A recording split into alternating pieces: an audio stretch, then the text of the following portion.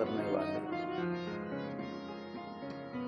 श्री रघुनाथ जी की विशेषता में गोस्वामी पाद कहते हैं कि राम जी का प्राकट्य होता है, राम जी ने प्रगति की, प्रगति परिणाम में आनी चाहिए और अंत में परम धाम तक की यात्रा की। प्रगट बहुत महत्वपूर्ण कथा गाई है महर्षि वाल्मीकि जी ने रामायण में कि प्रगट, प्रगति, परिणाम और परम तत्व, ये चार जीव के साथ होने चाहिए। जैसे हम सब जन्म लेकर के आए, हमारे रघुनाथ जी प्रकट हुए,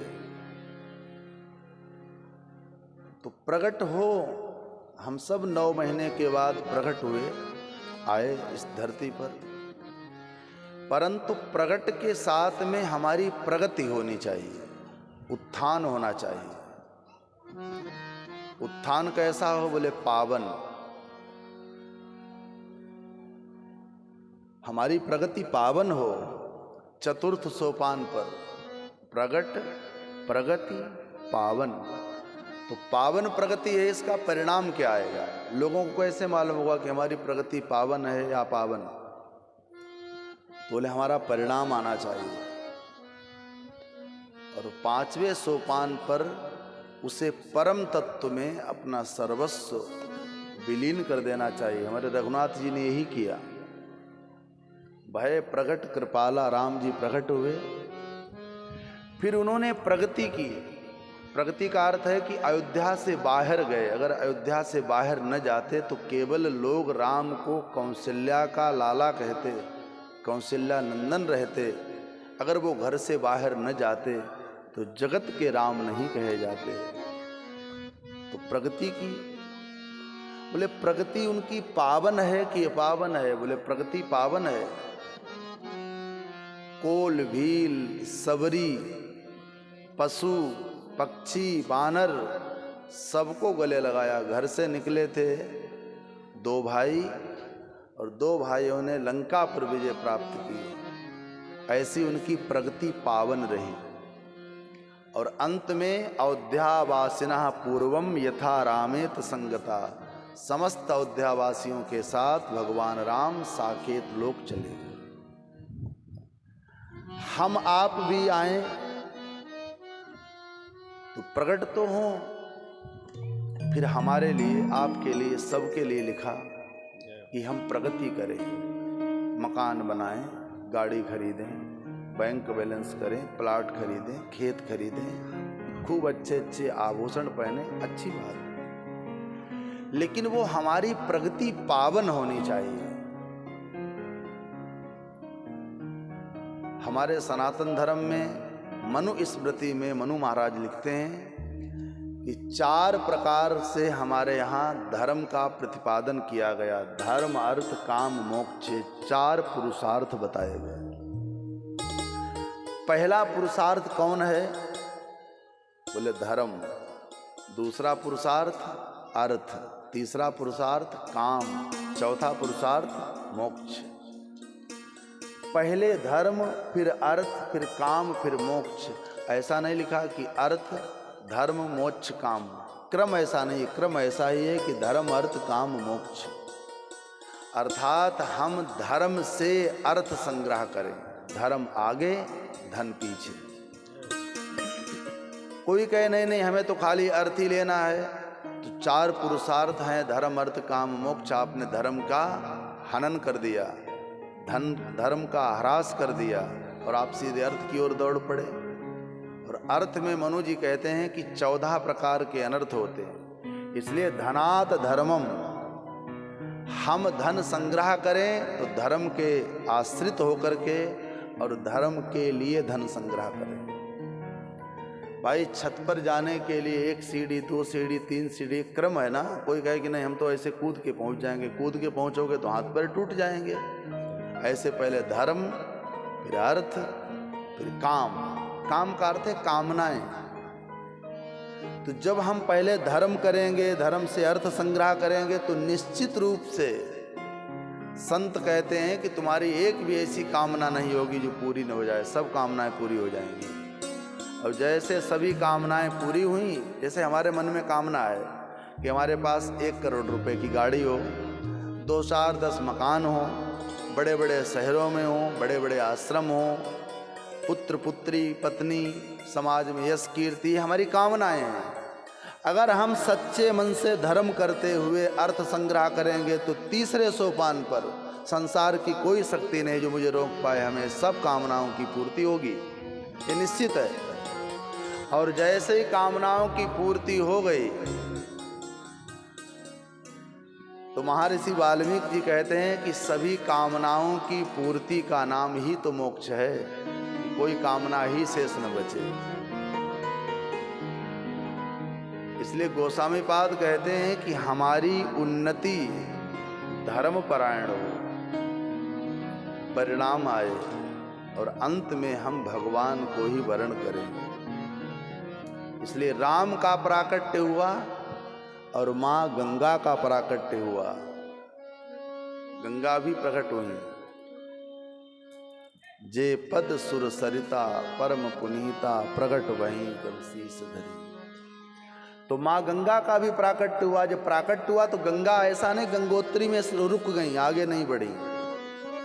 गंगा प्रकट होने के बाद प्रगति करती हैं, दौड़ी। यानी कि हम सबको भी दौड़ना चाहिए। एक जगह पर बंध करके रह जाओगे तो तुमको तुम्हारा पड़ोसी नहीं जानेगा। इसलिए माँ गंगा प्रकट हुई और माँ गंगा ने प्रगति की। तो बोले प्रगति की परिणाम क्या? बोले मई के महीने में जाओ और हरिद्वार में नहा करके देखो, तुम्हें परिणाम मालूम हो जाएगा। भीषण गर्मी में जैसे डुबकी लगाओगे तुमको मालूम हो जाएगा, ठंडी लगेगी, अच्छे से आनंद आ जाएगा। तो प्रकट हुई, प्रगति की और पावन प्रगति है, निर्मल जल है और अंत में गंगा सागर में समाहित भी हो गई, लक्ष्य की प्राप्ति की। अर्थात हम सब, मेरा भाव इतनी देर का कहने का है कि देह धरे कर यह फल भाई, भजी राम सब काम बिहाई। गोस्वामीपाद कहते हैं कि हम सब जितने लोग आए हैं, बोले गुरुजी इसलिए केवल आए हैं कि भगवान के भजन के लिए। तो किसी ने क्रॉस क्वेश्चन किया, जैसे हमारे वकील साहब ने, कि जब हम सब काम त्याग करके भजन में ही लगे रहेंगे तो एक कथा होगी, यज्ञ होगा, यज्ञशाला बनेगा, पुताई होगी, समाज से अगर कोई सहयोग नहीं करेगा, पैसा नहीं लोग कमाएंगे तो धार्मिक कार्यक्रम कैसे होंगे? ये भी अच्छी बात है। तो बोले तुलसीदास के कहने का भाव समझो, वो क्या कह रहे हैं। वो कह रहे हैं कि देह धरे कर यह फल भाई, भजी राम। अब उन्होंने पूर्ण विराम लगाया, बोले भजी राम। बोले जिस क्षण राम भजन के लिए बैठो, जिस क्षण मंदिर में जाओ, उस क्षण के लिए संसार के सभी काम को त्याग दो। भजी राम, जब राम भजन में बैठ जाओ तब संसार के सभी काम को वहीं विसर्जन कर दो, उतनी देर के लिए। भजी राम, 24 घंटे नहीं, पूरे जीवन नहीं, जितने देर के लिए, 1 घड़ी, आधी घड़ी, आधी में पुनियाद। आप मंदिर 10 मिनट के लिए आओ तो 10 मिनट के लिए आप संपूर्ण रूप से मंदिर के बन जाओ। भजी राम, जब राम भजन के लिए कथा में बैठ जाओ, फिर आग लगे सो लगने दो। संसार के कार्यों को उतनी देर के लिए विदा करो जितनी देर हम भगवान के काम में लगें, बाद में फिर उठा के सर पे रख लो। हम सब की बात है, कोई एक की नहीं, कथा कहने वाला, सुनने वाला। लेकिन जितनी देर आप बैठो जिस काम के लिए, उतनी देर के लिए तुम सब कुछ त्याग दो। फिर उसने क्रॉस क्वेश्चन कर दिया कि महाराज हम 23.5 घंटा तो संसार के कार्यों में लगे रहते हैं कि और पैसा है और पैसा है, और आध घंटे अगर हमने राम नाम गा लिया, भगवान का भजन कर लिया तो क्या होगा? बोले भैया तुम 23.5 घंटे खूब खेत में काम करो, खूब पैसा कमाओ, आध घंटे तुमने अगर भगवान को दे दिया तो तुम्हारे 23.5 घंटे भी भगवान के संपूर्ण माने जाएंगे कि तुम्हारा सारा जीवन, सारा समय, सारा दिन भगवान को अर्पित हो गया। बोले वो कैसे?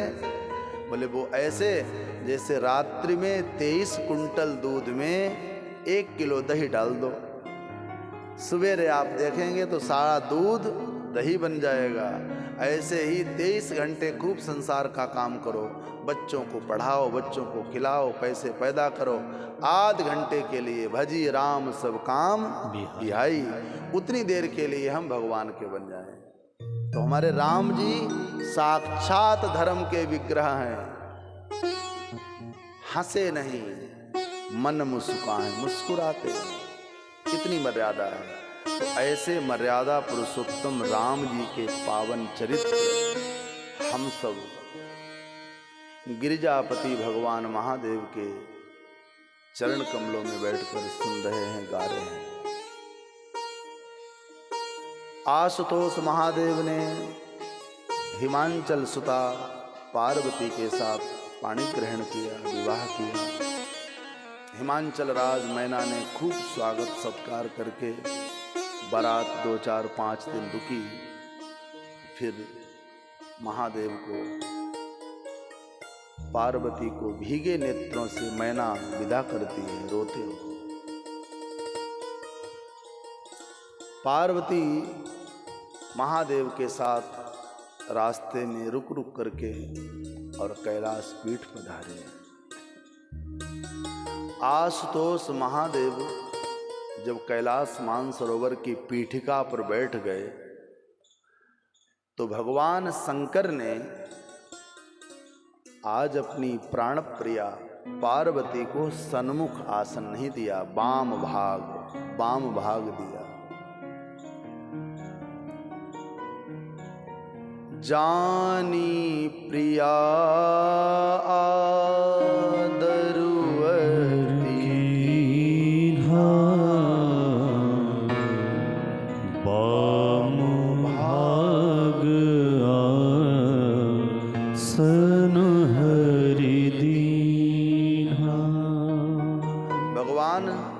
महादेव ने अपनी प्राण प्रिया पार्वती को वाम भाग में विराजमान किया, बैठो। पार्वती का हृदय गदगद हो गया, इसका मतलब इन्होंने मुझे अपनी धर्म पत्नी के रूप में स्वीकार किया।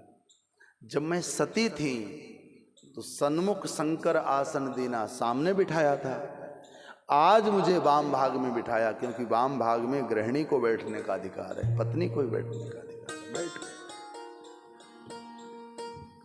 गोस्वामीपाद कहते हैं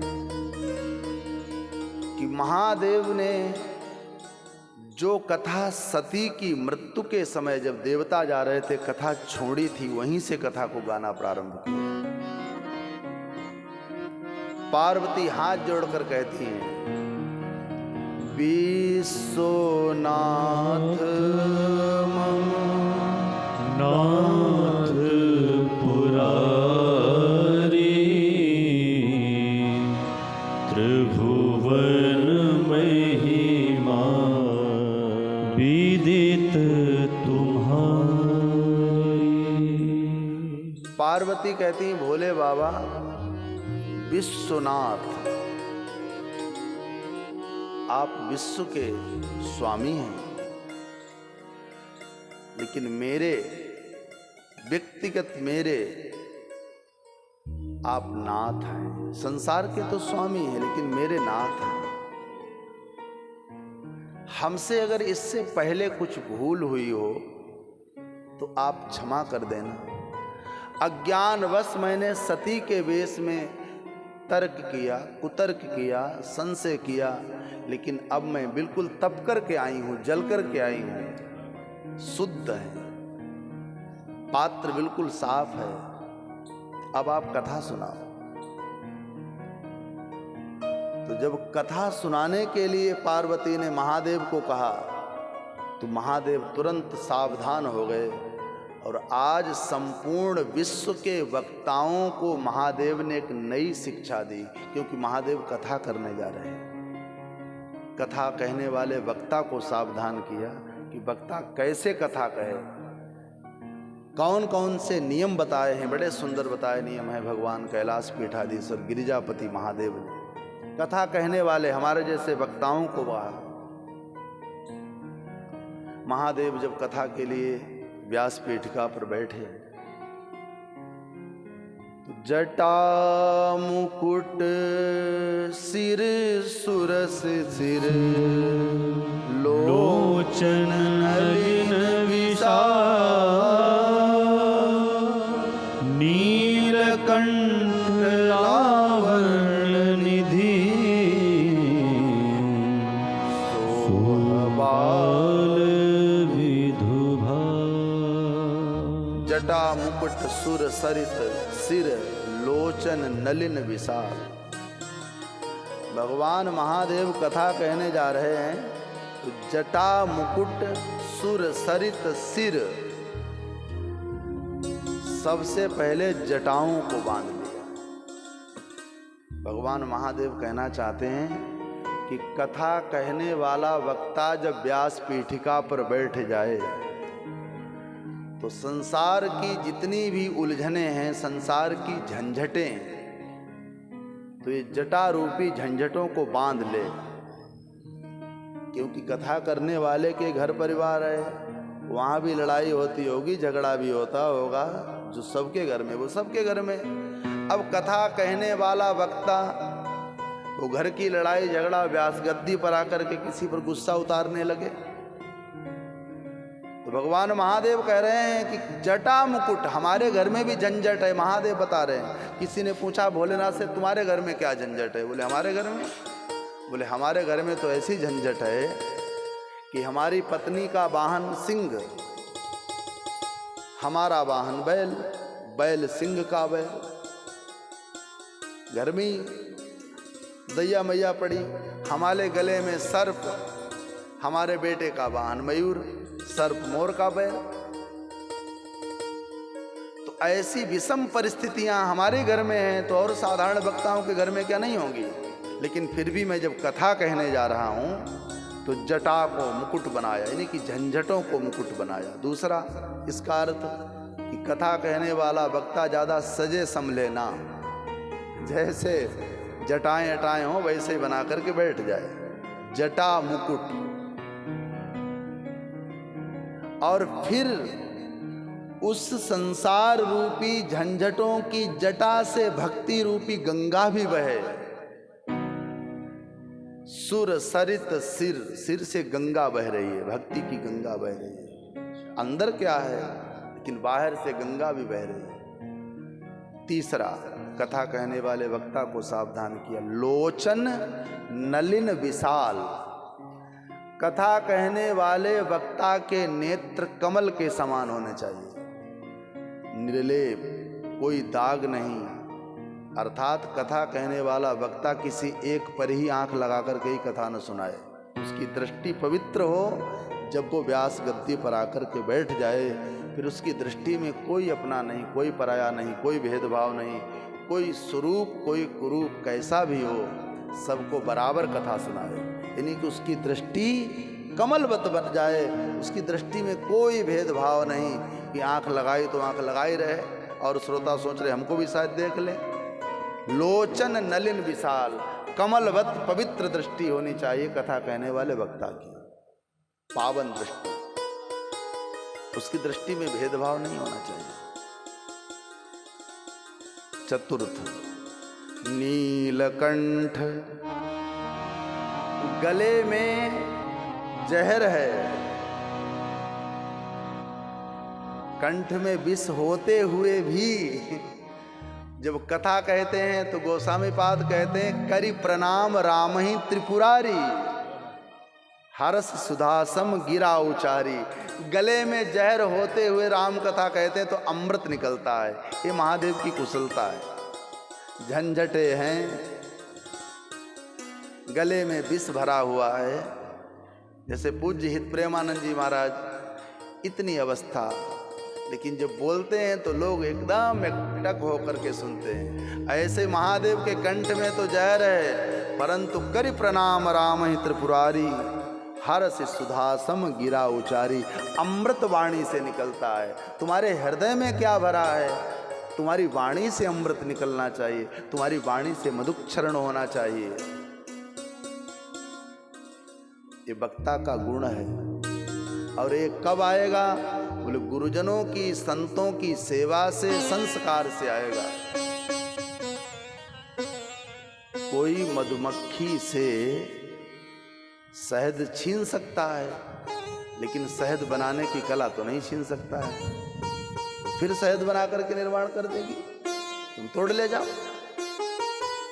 बस ऐसे ही वक्ता की वाणी में कभी भी किसी के लिए जहर नहीं होना चाहिए। महादेव जब राम कथा गा रहे हैं तो जहर भरा हुआ है, लेकिन फिर भी वो अमृत की वर्षा करते हैं। ये है महादेव के स्वरूप का वर्णन।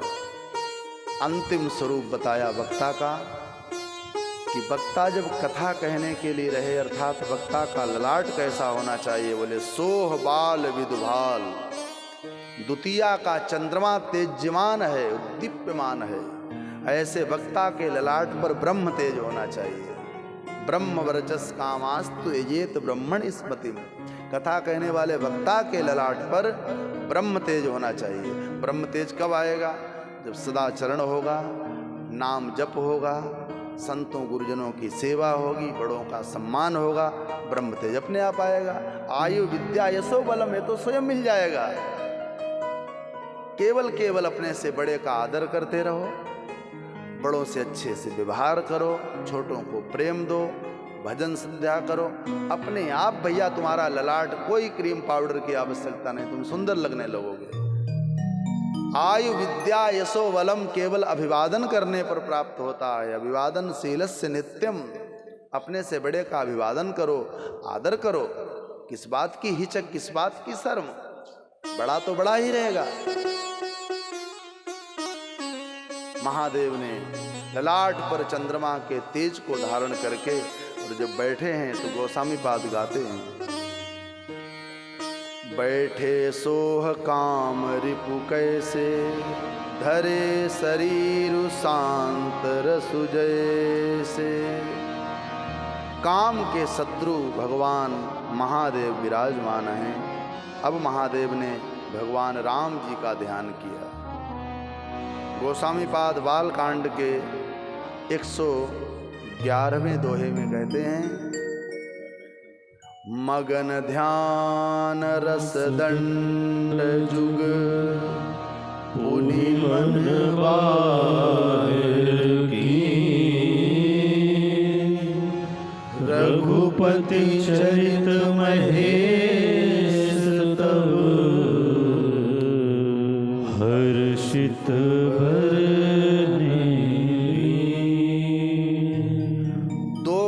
के लिए महादेव ध्यान में चले गए और फिर बाहर आकर के कहते हैं, गिरिजा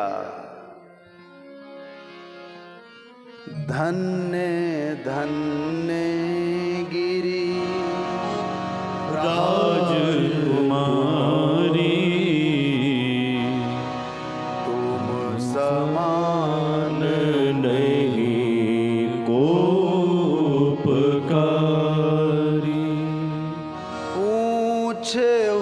रघुपति कथा प्रसंगा, सकल लोक जग पावनी गंगा।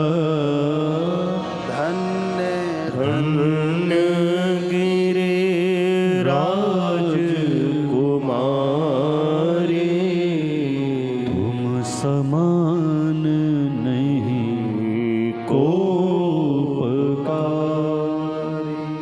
महादेव कहते हैं कि हे गिरिजा, आप धन्य हैं। और धन्य ही नहीं, एक बार नहीं कहा, धन्य धन्य गिरिराज कुमारी, तुम धन्य हो, धन्य हो, क्योंकि तुम राम जी के पावन चरित्रों को सुनने के लिए बैठी हो। महादेव कहते हैं कि जितना वक्ता पवित्र होता है भगवान के चरित्र को गाने, उतना ही श्रोता पवित्र हो जाता है जब वो भगवान के चरित्रों को सुनता है। तो धन्य है गिरिराज कुमारी, पिता का नाम लिया। बेटा बेटी जब कोई अच्छा काम करता है तो लोग पूछते किसका बेटा है, ये किसकी बेटी है। और बेटा बेटी कुमारक पर चलते हैं तब भी लोग पूछते क्यों, ये किसका है। हरि राम राम। जब कभी आता है तो माता पिता का नाम आता। महादेव कहते हैं कि धन्य धन्य गिरिराज कुमारी, हे गिरिजा, हे पर्वतों की बिटिया, हिमांचल सुता, तुम धन्य हो गई, तुमने राम के लिए पूछा। राम सच्चिदानंद है, जहां पर मोह रूपी रात्रि का प्रवेश नहीं होता। राम सच्चिदानंद दिनेसा, नहिता मोह निशा लवलेसा। हे गिरिजा, आप राम के संदर्भ में पूछ रही, राम सच्चिदानंद हैं।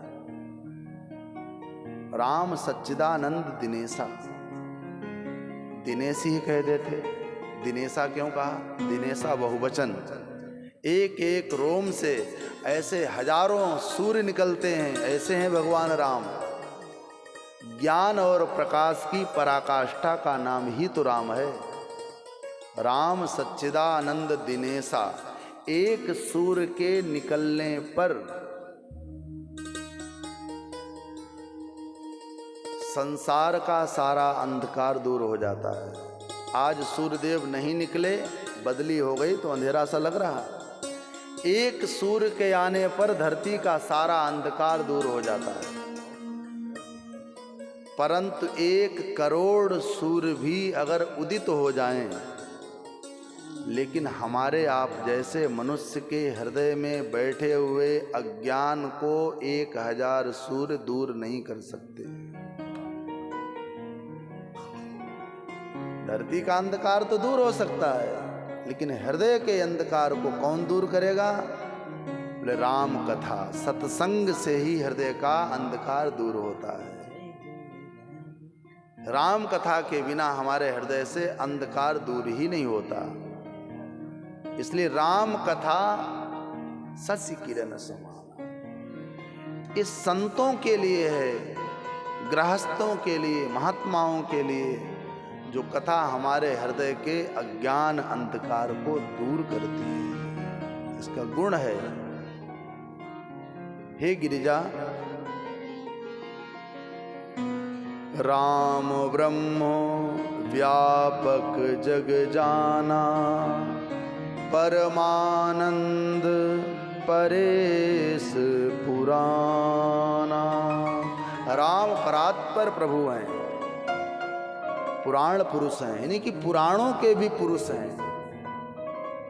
उनके स्मरण मात्र से ही मनुष्य का जीवन धन्य हो जाता है। गिरिजा ने पूछा कि वो राम कैसे चलते हैं, तो महादेव ने निर्गुण, निर्विकार, निर्विशेक, निरुपाधिक भगवान का यहाँ पर वर्णन किया कि भगवान राम, जिनको मनुष्य बनकर के आना पड़ा, गिरिजा यथार्थ में विनुपग चलहि सुनहि बिनु काना, कर बिनु करम करहि विधि नाना। आनन रहित सकल रस भोगी, बिनु वाणी वक्तावड़ जोगी। हे गिरिजा, जो राम है वो निर्गुण है, निर्विकार है, लेकिन जब मनुष्य बनकर के आते हैं तब वो किसी के पुत्र बनते हैं, किसी के पति बनते हैं, किसी के भाई बनते हैं, किसी के शिष्य बनते हैं, लेकिन यथार्थ में वह निर्गुण है, निर्विकार है। बिनु पग चलहि, पग का अर्थ है पग, पग माने पैर। और ऐसा भी कहा गया कि पग को, पैरों को पद भी कहा जाता है, पद।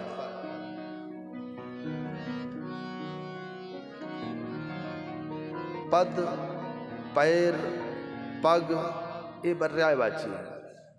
तो भगवान कहना चाहते हैं कि मैं बिनु पद, आज तक हमने संसार का कोई पद लिया ही नहीं।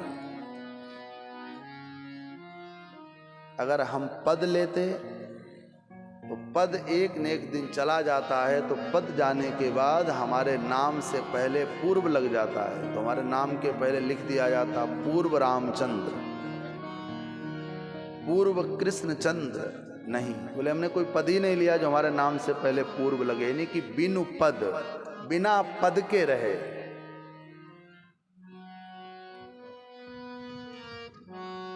सुनहि बिनु काना, बोले भगवान के कान ही नहीं, बोले हाँ कान है नहीं, लेकिन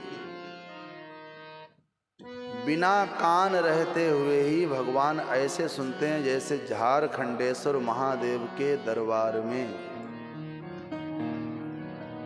एक छोटी सी चींटी। देखो पहली बात तो है कि भगवान के बोले कान ही नहीं है, बिनु पद चलहि सुनहि बिनु काना। बोले बिना कान के कैसे सुनते हैं? बोले सुनते तो ऐसे हैं, ऐसे सुनते हैं कि झारखंडेश्वर महादेव के दरबार में एक छोटी सी नन्ही सी चींटी, अब यहाँ इतनी चींटियां घूम रही देख रहे हैं आप लोग, इतनी छोटी चींटी, और छोटी सी चींटी के कितने छोटे छोटे पैर होंगे आप कल्पना करें। और उन चींटी के छोटे छोटे पैरों में फिर कोई नूपुर बांधे, घुंघरू बांधे, तो घुंघरू कितने छोटे होंगे। और फिर वो जब चींटी झारखंडेश्वर महादेव के दरबार में चलती है तो चींटी के पग नूपुर बाजे ताऊ को सुनत गोसाई, वो चींटी के पैरों के नूपुर की ध्वनि को भी सुन लेता है। इतना श्रवण शक्ति प्रबल है, सुनने में इतने कुशल हैं, इतने मर्मज्ञ हैं साहब। इसलिए बिनु पद चलहि सुनहि बिनु काना, बिना कान के भी सुन लेते हैं। कर बिनु, बिना कर के सब कार्य करते हैं। कर का अर्थ है, कर माने टैक्स, कर माने हाथ। हम लोग कहते हैं कि कर आयकर विभाग, तो कर का अर्थ है टैक्स, कर का अर्थ है हाथ। भगवान कहते हैं कि हम बिना कर के, बिना टैक्स के तुमको सूर्य का प्रकाश, मुफ्त में ऑक्सीजन, मुफ्त में नदियों गंगा आदि का जल और बहुत सी चीज़ें हम आपको मुफ्त में देते हैं बिना टैक्स